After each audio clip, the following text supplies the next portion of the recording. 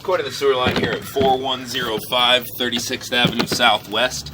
Date's October 30th, 2020. Making this recording from the clean out recently installed by Bob Oates here on the outside of the home. So we did a project here to replace essentially the entire line from where a section of ABS or black plastic ended out to the main. So essentially this entire sewer line is now plastic or liner. So coming back from the main, this is the main we're looking at here, running up and down 36th. Coming back from this point, we come right back into liner.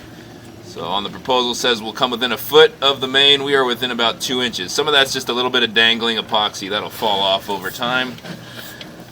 No concern whatsoever.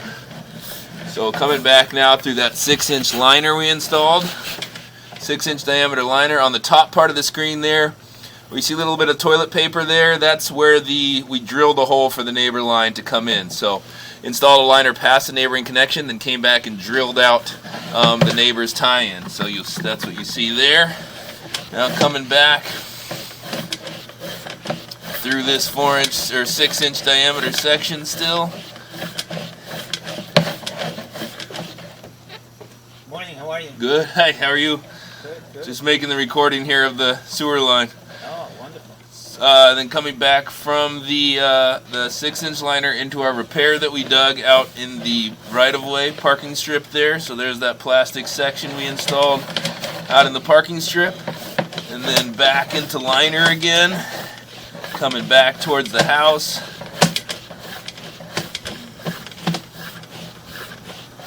And we go into the 4-inch diameter section of liner, so we're going from 6-inch there back to 4-inch diameter. Nice smooth transition.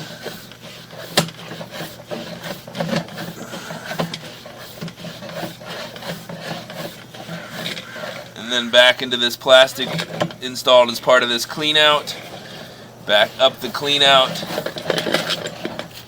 And there is the new clean out access installed here. I'm going to end the video there.